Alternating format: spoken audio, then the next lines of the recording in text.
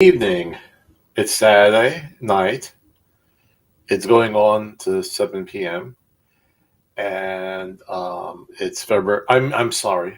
It's March 5th, and it was a kind of a cloudy day today. I thought it was going to be warmer, but it wasn't really that warm. Uh, so we have a lot to talk about. I'm keeping it short because again, I'm still blocked from going live because I copied or I shared a meme about Jeffrey Dahmer, which I talked about last week, which was it was just sarcastic. It showed Jeffrey Dahmer, in front of empty food shelves in the grocery store. And the quotation is, "At least we have each other." And that knocked me off. That put me in Facebook jail. And I didn't create it. I shared it, and I told Facebook I'm not promoting criminal activity. I'm not promoting people to eat each other. And right now it's in this over review board or oversight board because I peeled it, so it goes there. I'm waiting for their decision. Evidently, they're backlogged. I think Facebook is having a lot of growing issues or trying to keep everything politically correct, and it's I don't want to go off topic, but the thing about censorship is that it snowballs, right? And you want to protect, certain groups of people. You don't want young people to see bad things, right? But uh, banning some things or things that might be wrong and not letting people know about it, or something that, in this sense, I think it's basically just a computer algorithm that sees the name Jeffrey Dahmer and says, okay, it's bad. And it's not really someone subjectively looking at it. Okay. But we have a lot to talk about today because in real estate, we always use the term win-win situation. And I recently subscribed to, I think they only are um, on the internet. I do not believe they go into hard copy. It is Business Insider. And it's given me more of kind of really the hard facts of what's going on. In real estate, we try to keep everything positive, all right? And it's always never a bad time to buy. It's always never a bad time to sell. And of course, we want you to list your houses as soon as possible, and we still want that. We want you to buy as soon as possible. But what I wanted to discuss, and it's sort of a continuation of last week, is that we may be heading to some sort of real estate crash. Okay. I kept on talking about uh, that we need to get out of this pandemic and get it cured, or getting people cured by getting the vaccination. All right. And I said, as soon as we get the majority of the population vaccinated, we're going, full force. The economy is strong. We're getting people back to work and working uh, in manufacturing, in warehousing, in hospitality, and with commerce and transporting of goods, right? And we'll get all these items off the ships and into the trucks and into the stores. And what happens next? Uh, we have this conflict in Ukraine. And if you're an old timer like me, and you remember the original or the very first seasons of SNL, there was a character that was her name was Rosanna Dana. Now, if you were from New York, you knew who she was making fun of. Okay, and the name wasn't that long. I think it was just Rosanna Danda, and she made it into. And I forget her last name. The comedian who did it. It was Newman or well, anyway.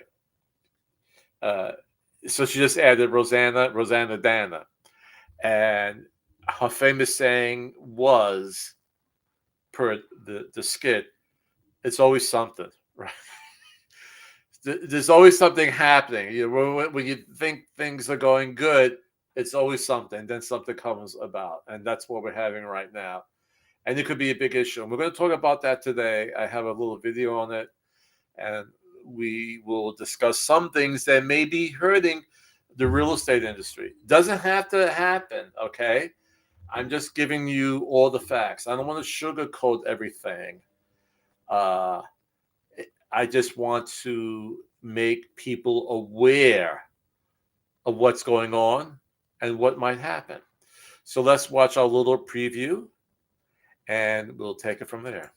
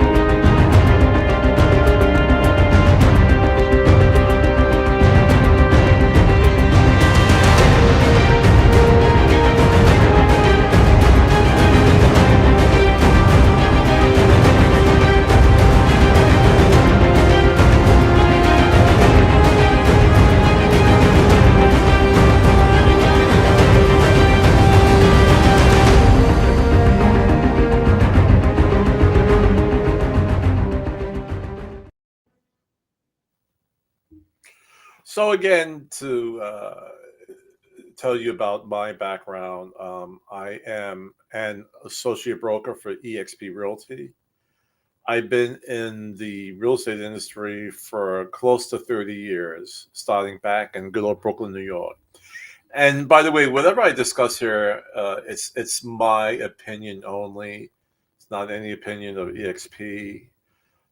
It's just my viewpoints on the current real estate market. Okay, and I'll have my contact information up on the screen. I could actually put it right now. If you're looking for a home, if you wishing to sell a home, you could just go to my website, realestatewithmrg.com, and search all of Hampton Roads, and also get a home value for your house if you are a seller. Okay. All right. So we'll get out that's the business side of it, And let me what I had up here originally. Okay, where's my up arrow? Okay, you see, this is what happens when you're doing everything on your own. This is okay. Back up here, and I'm not gonna leave it up there. Are we heading to a real estate crash? Now, last we talked about this, and I'm kind of adding on to it this time because I found another article on businessinsider.com that talks about out of towners going into certain areas and buying the properties because the medium price of a home is well below what they could afford. They could afford a lot higher. Okay, and within the last 2 years, we have people now who have realized that, okay, the pandemic made me stay home from work, but you know what? I have enough technology at home that I don't need to go into an office every day. Okay, the same thing right here. I'm broadcasting from my home. I have everything I need right here. I have a beautiful 32-inch screen monitor. I have an office computer with 16 mega milligram, not milligram, 16. I know it's not just NG, but 16 of RAM. Okay, which is a lot of memory. I'm able to go in and out of apps in milliseconds. All right. Okay. Have my microphone. I have my lighting. Okay. I have everything right here that I need. Okay. I could contact anybody. I have a fax machine, a printer. I have fast uh, internet access. Okay, I went with the best package with Cox.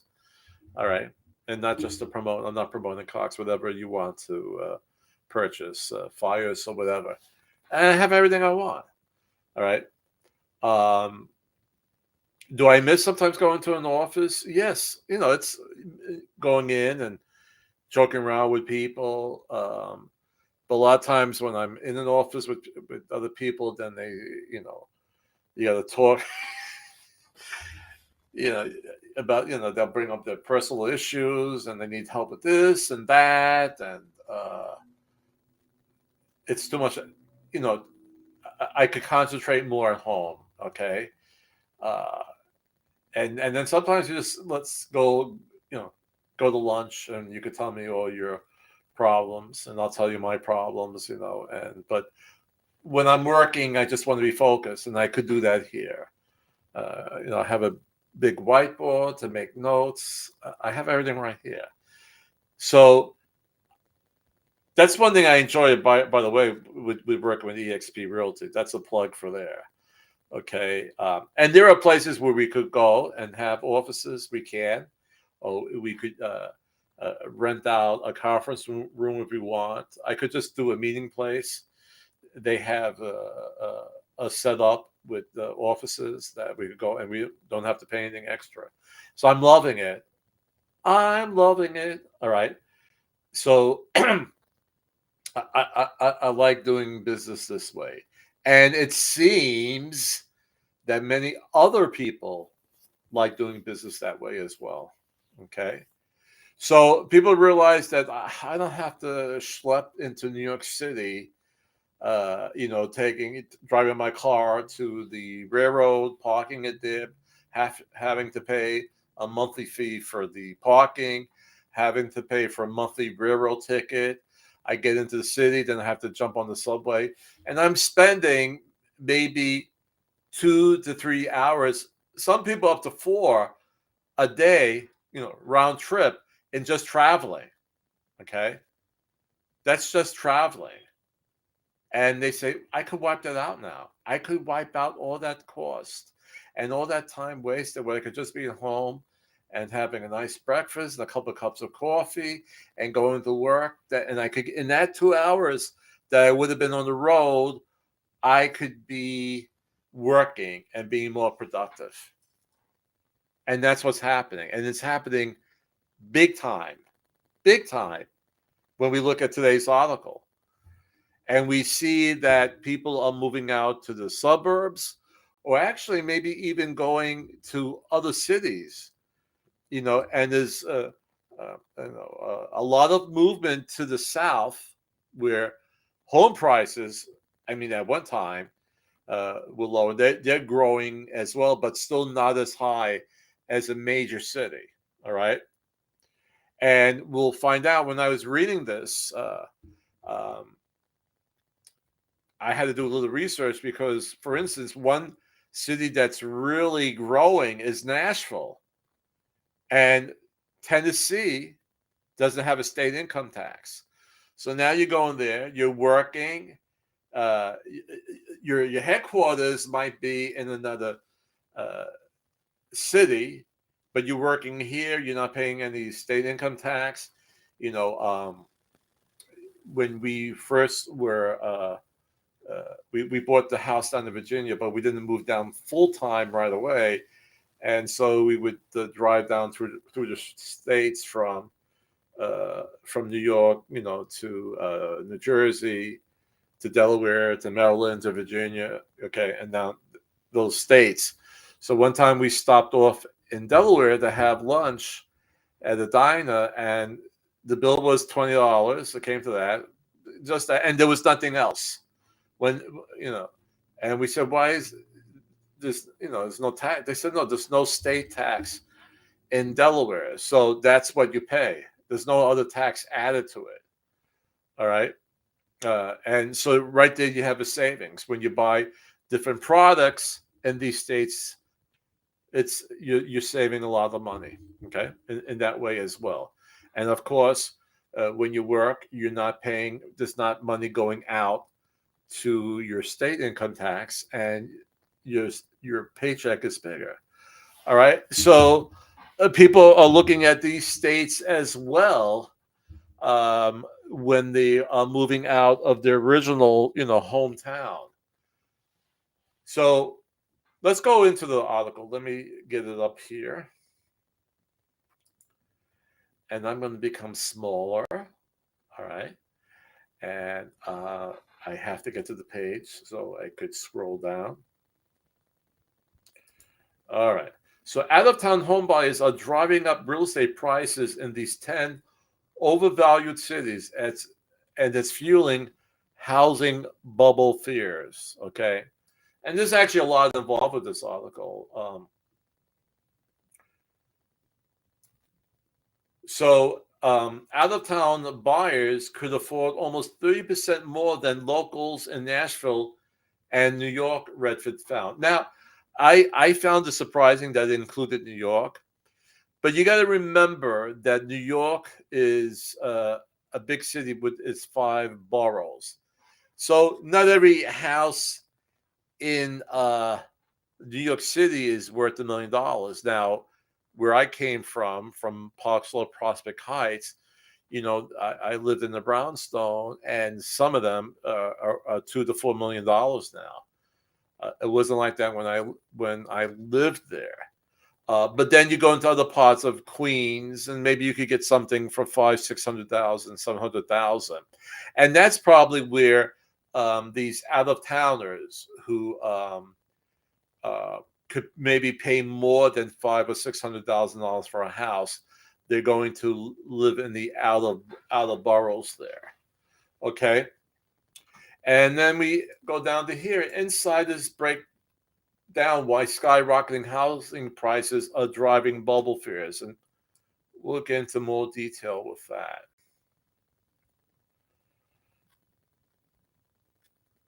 Okay, so locals had almost 30% less to spending buying a home compared to out-of-towners in 10 U.S. cities, a new study from Redford indicated. So the people living there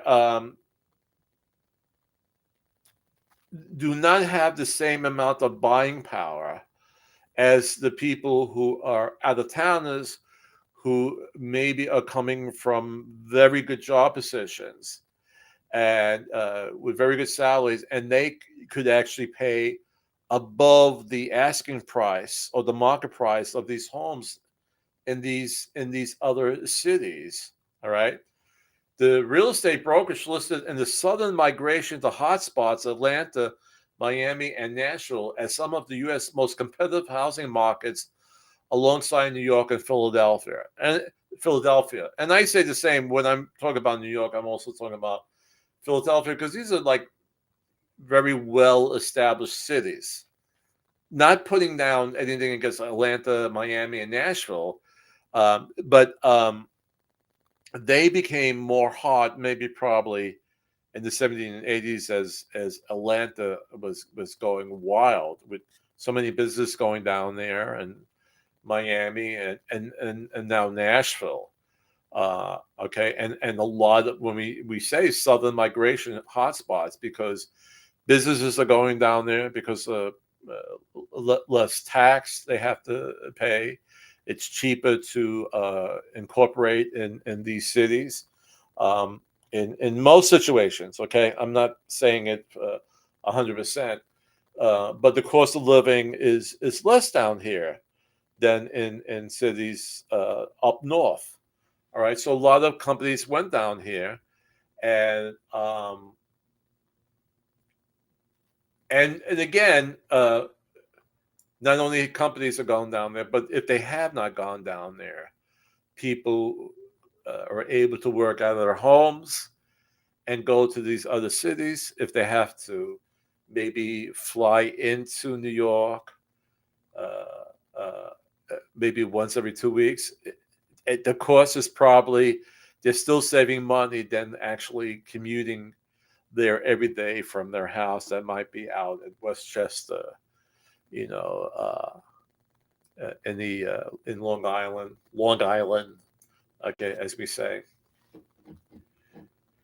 So it's found out that out of towners had more to spend than locals in 42 of the 49 cities surveyed, and it cited the rise of working from home as a reason for this gap. So, this whole pandemic has created this movement of people realizing that, you know what, I don't have to spend hours in a car or on a train commuting.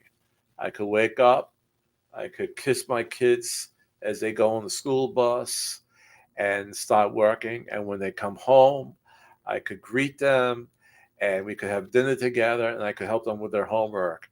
And people saying, hey, that's really wonderful. That's good. Okay. I'm not coming home 8 o'clock at night, spending maybe a half hour with my kids before they go to bed. It's a beautiful thing. All right. And many people, American homebuyers, are making this remote work options permanent. They like the way it is, just for the reasons I just stated. So what about this housing bubble? Well, there could be a significant overlap between the surge in out-of-town buyers and the rising number of real estate investors buying U.S. homes. So what's happening is that the investors are seeing, this movement to these rural areas. I'm not saying Nashville rural, but the rural areas like outside major cities or going to other cities that still their cost of living is less than maybe a New York or a Philadelphia and so forth, or Los Angeles or San Diego. All right. So a separate Redford report found that investors bought a record of 18.4% of homes sold over the last quarter, up from 12.6% a year ago. So a lot of investors, and a lot of these, they're not single investors, they're corporations that are buying all these homes, which I do not like that because it's hurting the home buyer, especially, the first time home buyer who has limited income. They just scrounge up enough money for a down payment, okay, and they're dealing with these issues. Atlanta appeared to be the city experiencing the most significant squeeze, with investors buying 32.7% of the homes. There was also a 26.1% gap between locals and out-of-town average budgets.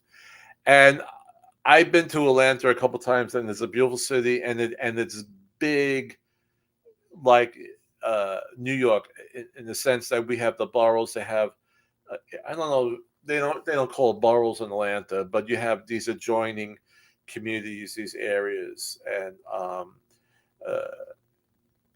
and you could easily still get into main city or central city Atlanta, and Atlanta is very hot. I mean, they call it hot Atlanta, but there's a lot of businesses down there. Okay, so what's getting really big down there is the recording industry. But there's a lot of development. There's always been a lot of development in Atlanta. We've been visiting it since the 1990s, and it's just growing and growing. All right.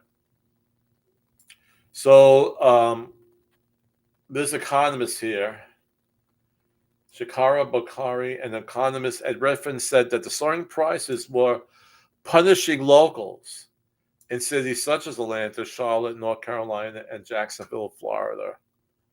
Record high home prices are problematic for individual home buyers.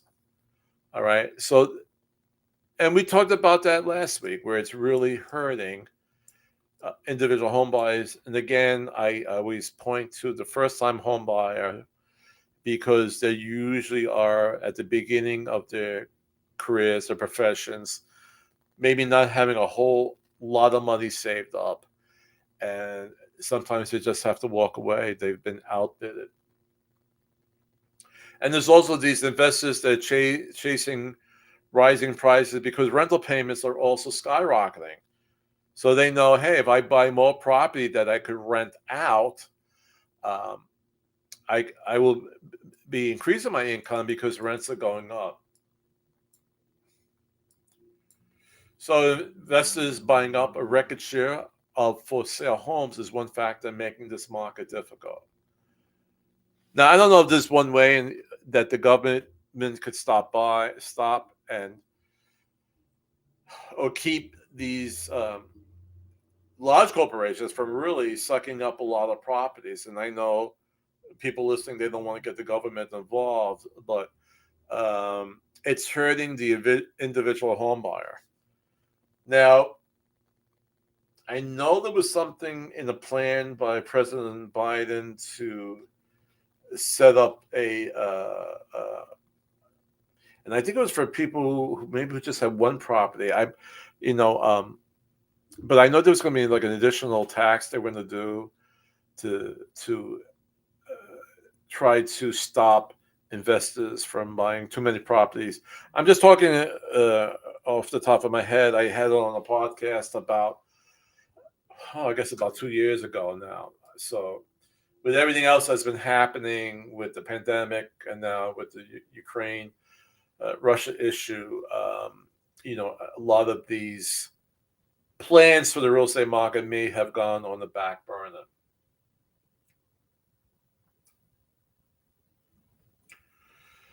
So with all the house flipping and the surging property prices, and here, whether how much the out-of-towners buying these properties affects the home prices, and it does. It's not happening in every single city, but again, there are certain cities that this report has pointed to, and they're adding here,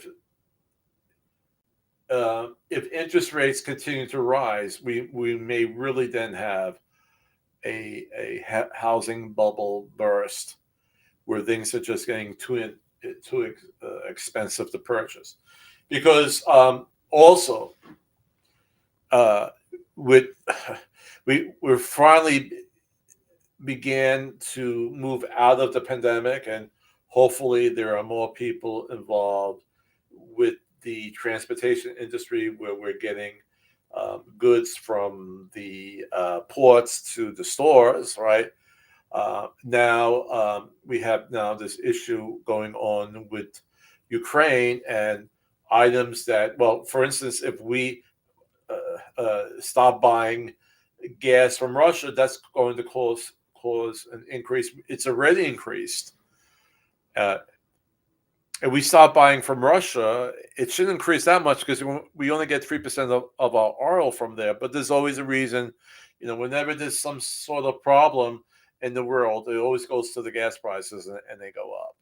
So, now we're seeing, in my area here, I'm seeing 379, and I still know that's a lot cheaper than, for instance, California.